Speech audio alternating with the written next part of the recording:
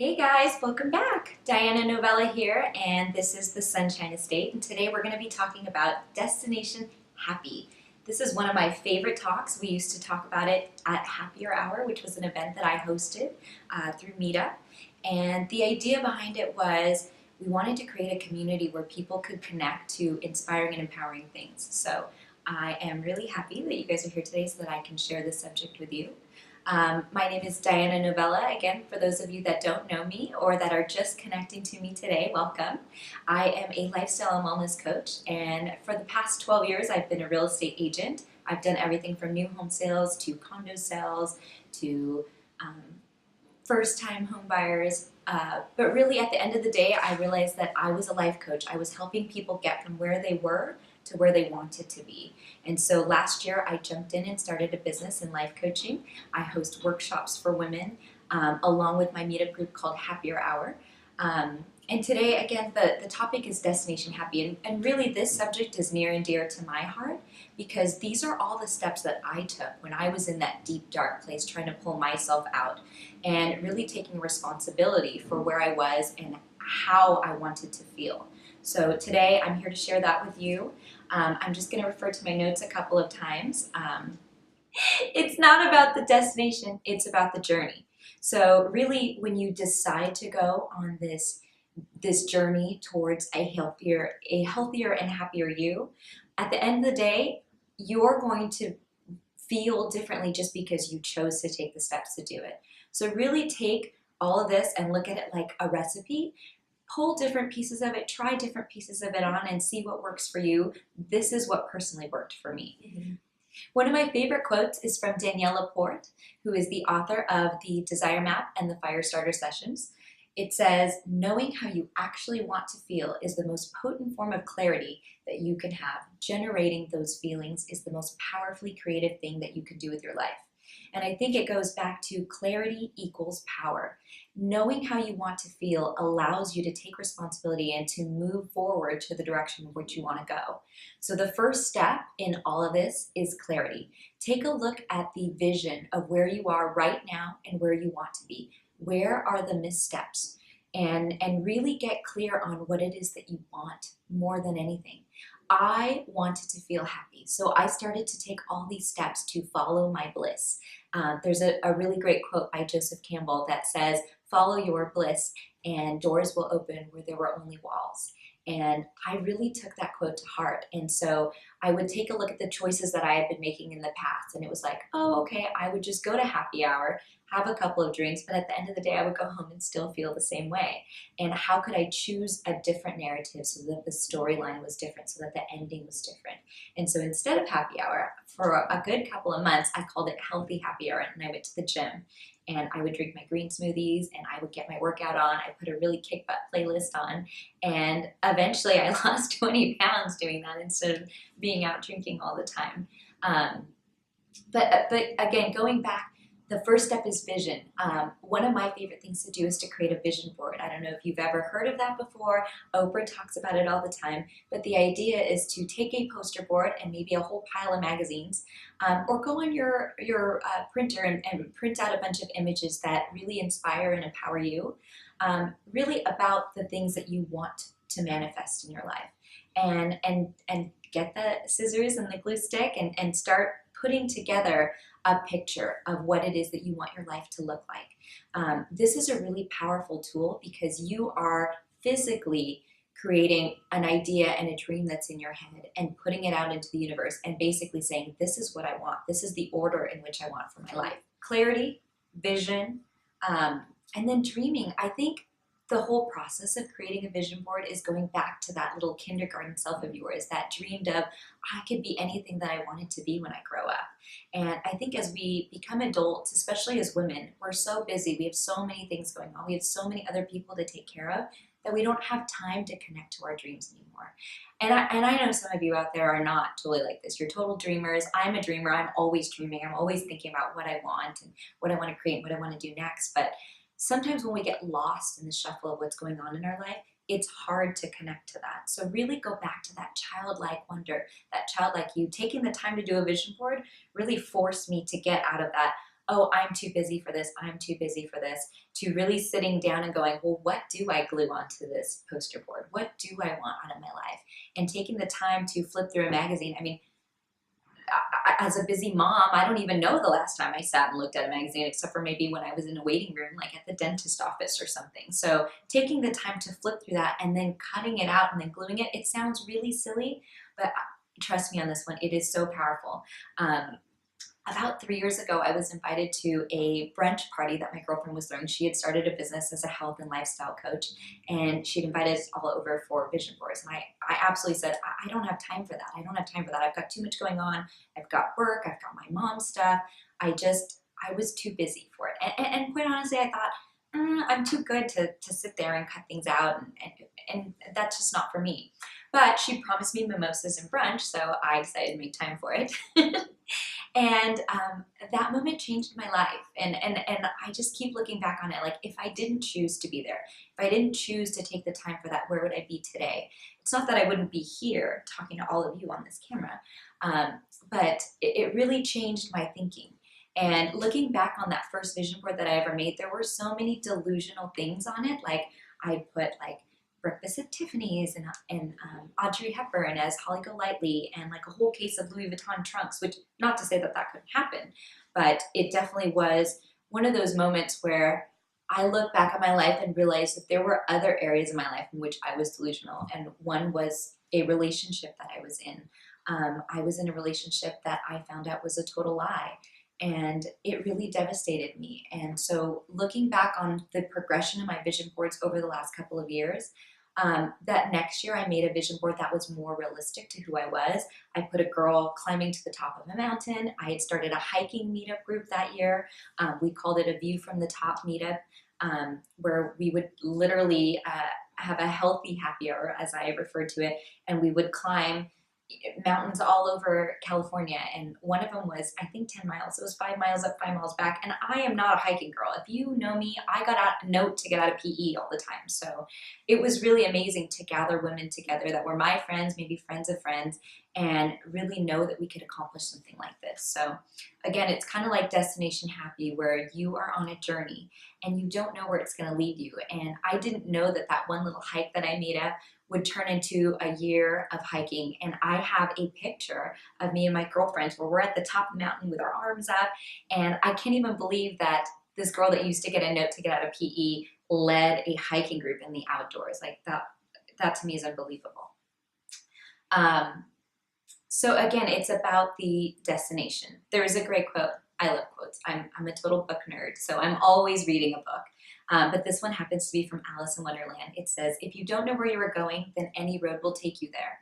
So right now, if you don't take the time to see where you are and where you want to go, anywhere will take you there. And that kind of reminds me back to my life. Like, okay, if I look back on all the different places that I was going, how did I end up here? And maybe I made different decisions along the way that I ended up here. You are exactly where you're supposed to be. So you are not lost. You're not that far away from where you're going. And it doesn't matter where you are, but you can turn around and get right back on track to where you want to be. But it is about going back to that vision. It's about connecting to that dream, because that's what's going to fuel you on your journey forward. So again, it's all about the journey. If you don't know where you're going, then any road will take you there.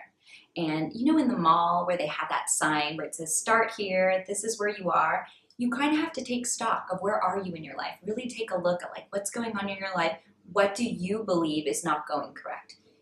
It might not be that your life is totally in a wreck.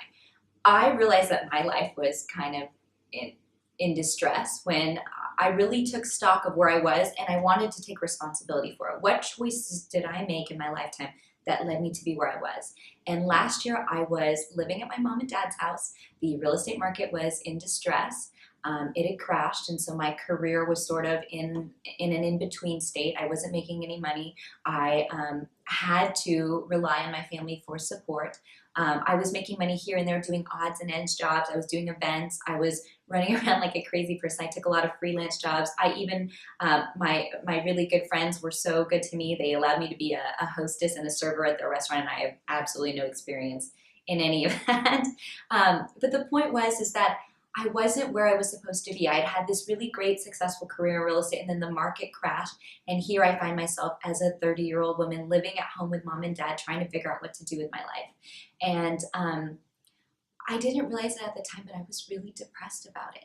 And so when I took stock over how did I end up here and where am I and where am I supposed to be or where do I want to be? It's not where I'm supposed to be, because we shouldn't compare our story to anybody else's success story. We shouldn't compare our story to anybody else's success story.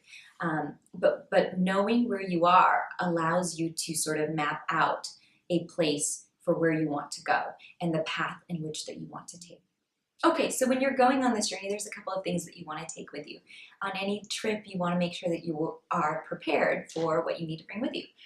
So some tools, if you wish. One of the things is a flashlight. I always tell my clients this, or anybody that attends anybody that attends in any of my meetup groups, but pack a flashlight. And the idea behind a flashlight is that you'll know where all the dark and scary places are. So sometimes there is some crap going on in our life and we don't want to take a look at it because it's a little too dark and scary, it's a little too much to deal with, and I suggest you grab a flashlight, because a flashlight allows you to really shine a light on all those dark and scary areas. And sometimes when you look at them, they're not so dark and scary. There was a point where I had a ton of taxes that I had to pay. I had been paid a job where I was all commission based in real estate. And at the end of the year, I had to go pay taxes. Well, I got the bill from the IRS and it was really, really big. And it was like, oh my gosh, how do you deal with this? But I think you deal with it one little baby step at a time. So taking that flashlight out and taking a look around, or even grabbing somebody like a life coach or a friend and say, I need somebody to walk with me as we take a look at these dark and scary areas, and really just see them for what they are. I think in the darkness, everything seems dark and scary. But when you put light on it, they seem a lot smaller. They seem more expanded. They seem more manageable. So taking a look at that. Okay, so filling in the gaps means, who do you have to be versus who are you being? So take a look at who you are right now. If you're the girl that says, I want to make 6 figures, but every day you are in bed watching Netflix all day, are you being that girl? If you want to be a successful business owner, you need to take the steps to be who you want to be. And sometimes that means faking it till you make it. And if that's who you have to be for a little bit, then great. I'm not saying go out there and say that you're somebody that you're not.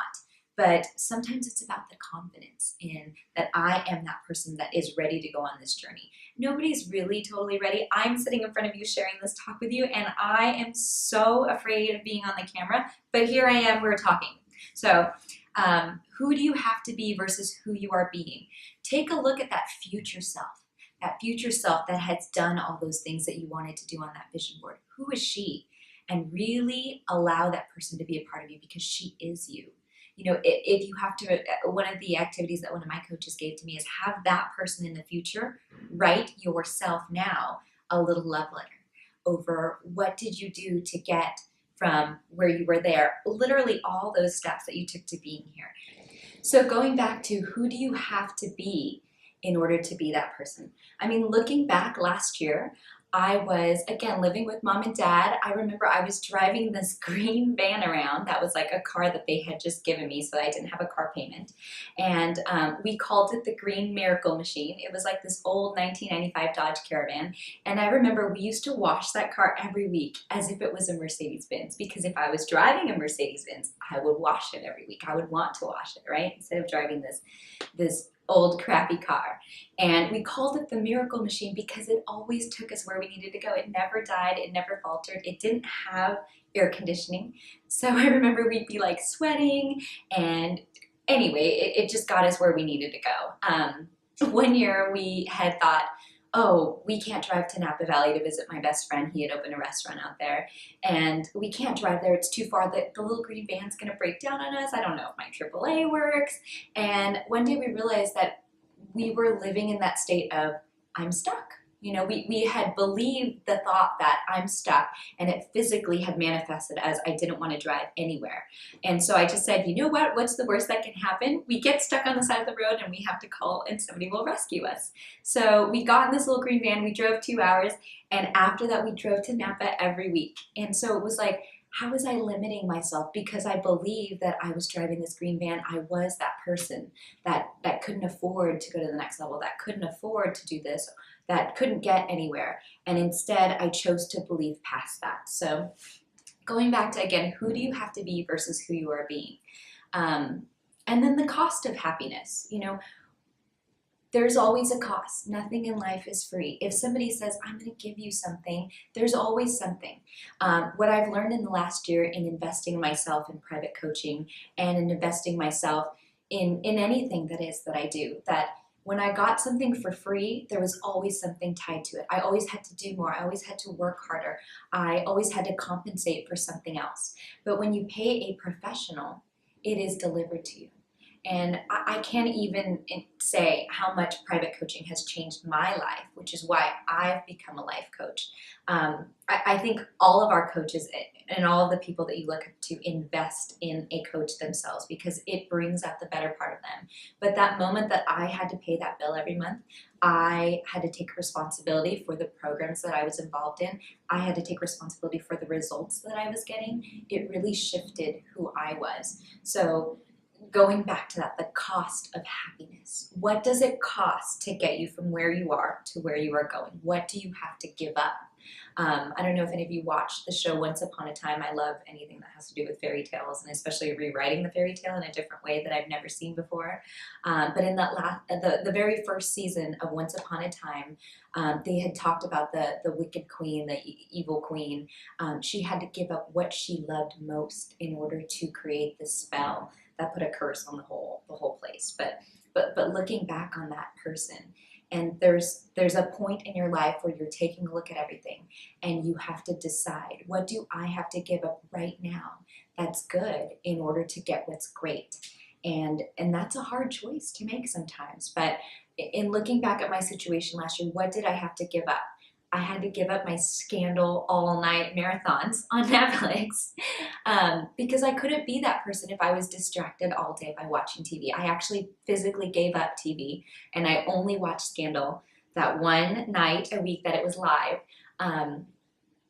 Otherwise, I didn't watch TV. I gave up TV. I am not a morning person, but I started getting up every day at 5 a.m. because I had worked full time, but I wanted to create this business and I wanted the opportunity to write and create workshops. So every day I woke up at 5 a.m. and it was awful the first couple weeks. But I remember I started waking up a little bit earlier, like 7 a.m. And then I started to wake up at 6 a.m. And then eventually waking up at 5 a.m. wasn't that hard. Now today, I might have to go back to being that person because I'm still not a morning person.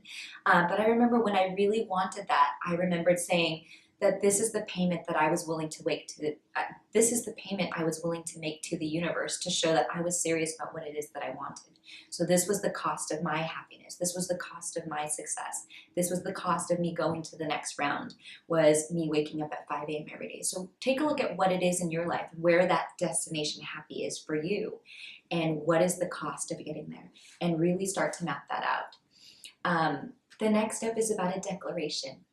I had just said that. It's about texting your order to the universe. I joke around with my clients all the time. I said, text your order into the universe because the universe has your back and it's paying attention to what you're asking for. And if you're saying, oh, I'd like more money in the bank, but you're out there spending money shopping, it might be giving you more of what you're asking for. It's giving you more bills. It's giving you more credit card debt. And if you say, no, I would like to save $100,000 in the next 2 years, and you put aside 10% of your paycheck every month, you're showing the universe that you're serious. You're showing the universe to give you more opportunities to give you so that you can continue that pattern. So what is it that you're asking for the universe right now? And really take a look at your actions. Make sure that you're in that state of mind. And declare it. Maybe it's writing a manifesto. Maybe it's writing, your goals or affirmations. I'm all about Post-it notes. If you come to my house, there are Post-it notes everywhere. There are affirmations on Post-it notes. There are goals on Post-it notes. I have whiteboards and those gigantic Post-it papers that you stick on the wall with all the things that I want. Goal setting. A lot of people don't like to talk about goal setting. Because it sounds scary, like, oh, I have this goal at the beginning of the year. I actually celebrate goal setting in September. September is the new January. If you've ever read a book called The Happiness Project, she refers to that all the time. So in September, I make a new vision board. I take a look at all the things that I want to create for the next year and I start to map them out.